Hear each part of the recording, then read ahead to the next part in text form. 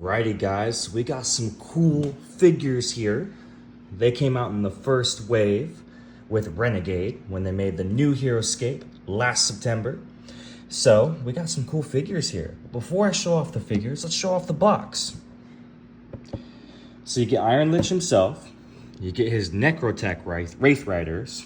I do get the premium painted edition because I am not a painter. I am not trying to play Warhammer.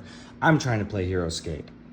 Got the back of the box that gives you everything that you need to know about the figures before you buy them, which is really important. You want to know if they're going to be good or not, which is also why you're looking at my YouTube.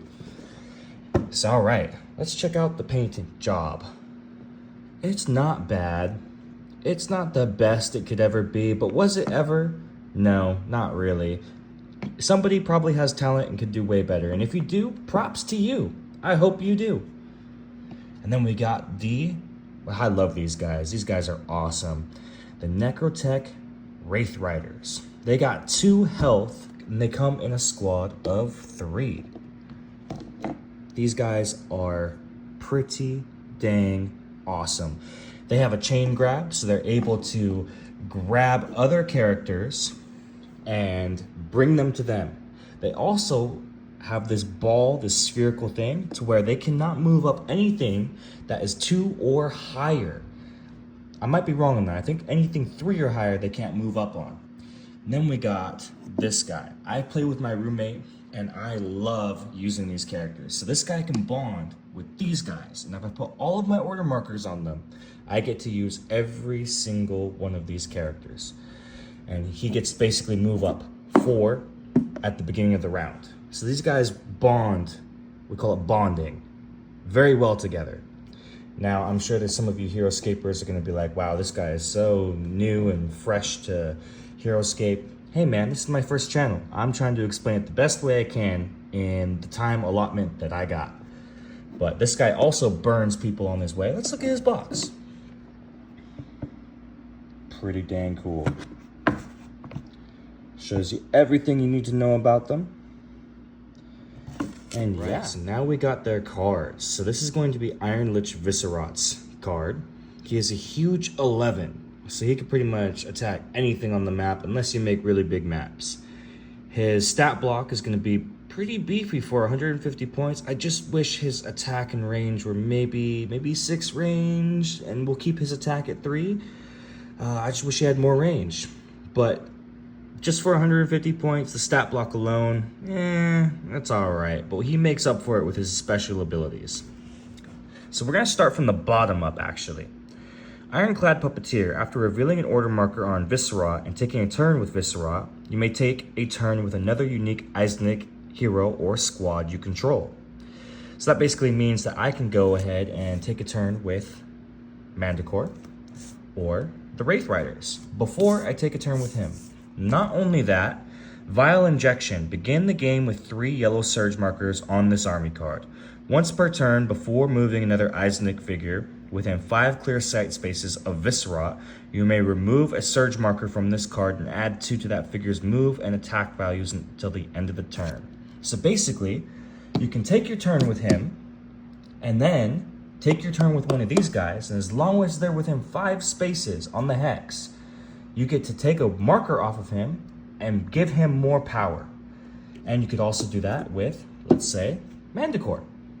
Super powerful. I've used these guys. My friend thinks they're annoying. All right, now that's not his only ability. He has another one.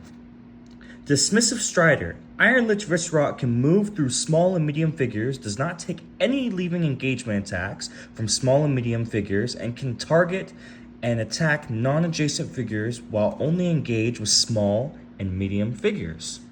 So basically, he could just move across the map and he's not locked in engagements. He can shoot somebody from across the field while somebody's trying to chop his legs off. Pretty dang cool. Let's look at the next card. We're going to have the Necrotech Wraith Riders. Whoops. They are awesome. So without Iron Lich, they could be in your army, but they kind of bond with him, so you kind of want to use them as such. Medium 5, they're not that tall. Rolling movement, this is what I was talking about earlier. A Necrotech Wraith Rider cannot move onto a space more than 2 levels above its level. So they're limited in movement when it goes up to climbing. Bullshit. I've run into this problem, but that's why they have Chain Grab 9. After moving and before attacking with the Necrotech Wraith Riders, one at a time, each Wraith Rider may choose an enemy small or medium figure within 3 clear sight spaces whose level is no more than 11 levels above the Wraith Rider's level, or 6 levels below that Wraith Rider's level. Roll a 20-sided die. If you roll a 9 or higher, place the chosen figure on an empty, same level space adjacent to that Wraith Rider. Figures moved by chain grab do not take leaving engagement attacks. A figure can only be moved by chain grab once per turn. So you can't just keep chain grabbing a guy from chain to chain to chain if they're like 8 spaces away. That wouldn't be fair. But you can chain grab up multiple people with 1 per each turn per guy. Super cool. Their stat block for 90 points. I mean, the 2 life and the movement just really makes them a threat. Plus the lethal injection, and if you can chain grab and combo that lethal injection with the chain grab, man, these guys are gonna attack you with a whopping 5. If you can get high ground, that's 6. 6 attack. These guys are kind of OP. I love them. Maybe people will disagree with me. I've played with them, and I've done very well. All right, on to the final guy. Hellforge Manticore. All right, let's look at his card. So he is a huge 9. He is a little bit smaller than Iron Lich Viscerat, but he can still reach high places. Most people don't have a whole lot of terrain like I do, so they play on smaller maps. This guy is going to be dangerous. Dangerous. All right, so his stat block is 130 points for 6 life, move of 4, pretty dang slow. Range of 1, attack of 4, defense of 4. I'll take the attack and I'll take the defense. That's good stats. Everything else kind of sucks. But he has Eisenek Advance. At the start of each round, after all order markers have been placed, if all your order markers are placed on Eisenek army cards, you may move Hellforge up to 4 spaces. Hellforge must end his movement on an empty space. So basically, if I put all my order markers on Viscerat to be able to bond with either one of these, at the beginning of each round, I get to just advance up. And that goes into his next power. So he can't use his power when he uses Eisenek Advance because he can't move next to somebody. That's a rule. But he has Feed the Forge. If a figure or destructible object adjacent to Hellforge is destroyed, you may roll the 20-sided die. Add 8 to the roll if the figure is Eisenek, Soulborg, a destructible object. If you roll a 15 or higher, you may remove a wound marker from this card. So basically anything he destroys is like a vampire, but he has to roll for it. So the odds are not really in your favor. It's just a cool little ability, and if he kills other Soulborgs or metal-type creatures like Eisenek, well, then you add 8 to your roll. And that goes down to his OP power, Blast Furnace 15. Alright, during Hellforge Manticore's turn, before moving with it, and each time it moves onto a space, during this movement, you must roll the 20-sided die once for each figure adjacent to Hellforge. If you roll a 15 or higher, that figure receives 1 wound. Ouch. Figures with the lava-resistant power are not affected by Blast Furnace. Hellforge cannot roll for Blast Furnace against the same figure more than once per turn.